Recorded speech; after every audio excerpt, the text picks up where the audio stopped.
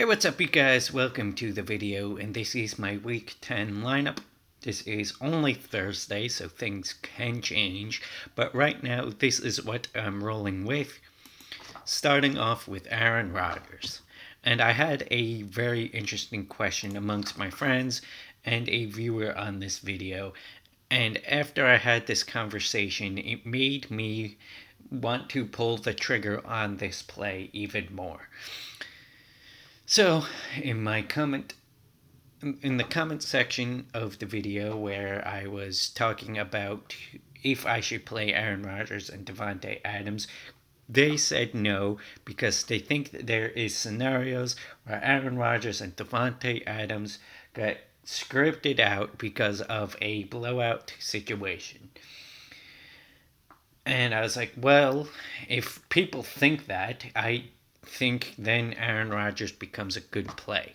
If Aaron Rodgers' ownership and Davante Adams' ownership go down in this matchup, I need to hop into it. And I do think there is enough value on this play to play Aaron Rodgers with Davante Adams. And if this game does turn into a blowout, I do think that these two will have something to do with it. And then the man himself, Davante Adams. Davante Adams is good. The volume is undeniable. He's the clear number one. Moving on. Do I need to sell you on Davante Adams? With the value that I think is on this slate, I think this pairing is actually very, very viable. Next up, I played Devontae Parker at 5,000 with Preston Williams out. I do think he has opportunity to see a ceiling game. Their running game is hurt. Their Preston Williams is out. You could play Parker. You could play Gesicki. I'm going back to the well with Devontae Parker because with the injury to Preston Williams, I think he has access to a fairly good game. And then I'm sticking with my boy. I've been on Keenan Allen all year, and I'm not hopping off now. Keenan Allen at 7,100 going against Miami. He's seen either 10 targets or a touchdown in every game he's played that he hasn't been hurt. And if Keenan Allen is under 8K, I'm going to plug him into this lineup. Absolutely love Keenan Allen. Then we got Mike Davis. I'm pulling the trigger on Mike Davis at 4K. He has a lot of upside to get catches and a lot of upside. And when you have a lot of upside to get catches, that means more snaps, more opportunities. Do I think he's going to blow the roof off Tampa Bay? No, maybe not, but I do think he's going to do enough at 4K to pay off the salary and leave me access to get Adams and Allen in the same lineup.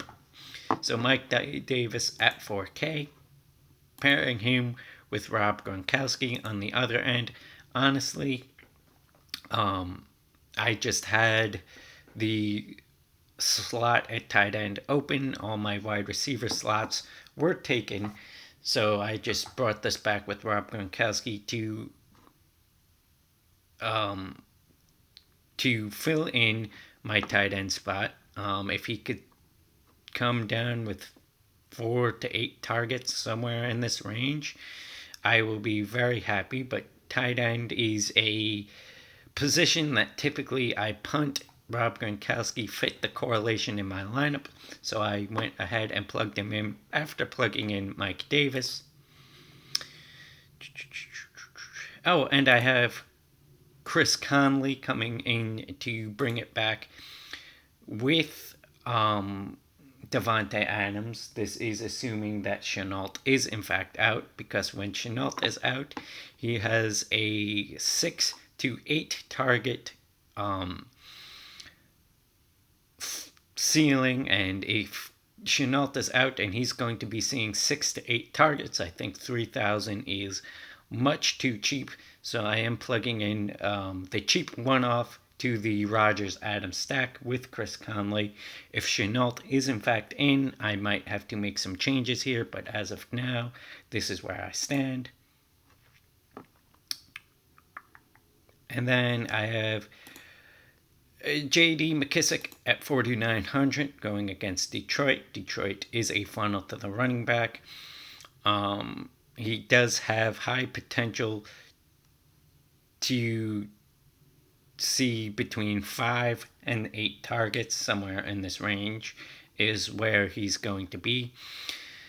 And if it turns into a Anthony Gibson week, then I'll be on here tilting on Monday. But McKissic at 4,900 in play for me.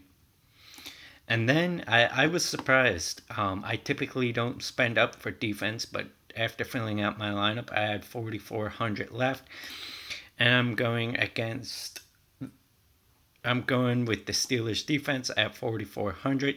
I think this defense, you don't have to force Steelers defense into lineups, but I think if you can afford the 4,400 in your lineup, then Cincinnati presents a good opponent to play defenses on, as they do pass the ball a lot, and this defensive line is very good, so I do think they're going to get after Joe Burrow.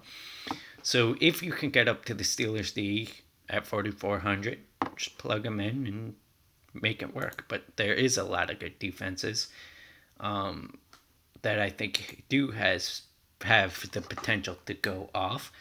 But that's where I'm at right now. This lineup is built very, very differently than I've ever built lineups before, because typically I don't play two sub $5,000 running backs, but I think both running backs are in good position. I jammed in the 2 wide receivers who I think have the potential to see the highest volume. Michael Thomas is going to be back in this game, but I don't think Michael Thomas is the Michael Thomas of old. So I think Adams and Allen will be the 2 best pieces at wide receiver.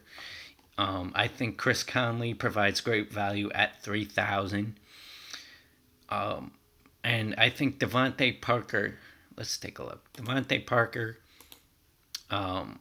with Gaskin on the IR, with Preston Williams on the IR, with all the injuries on this offense, I think Devontae Parker offers the best pivot bring back off of Keenan Allen. I do think he will see an uptick in targets.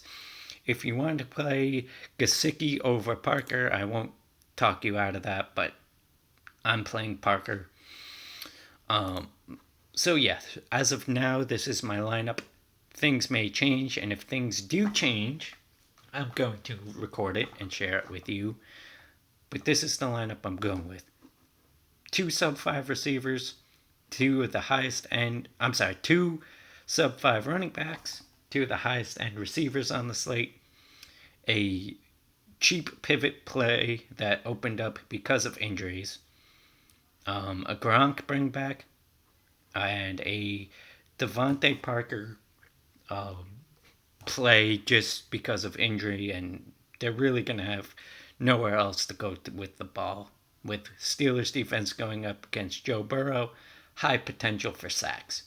So I would love to know what you think. Leave it in the comment section below. If you like my video, give it a thumbs up. If you don't like my video, give it a thumbs down and tell me how I could do better. And I'll see you on the next one.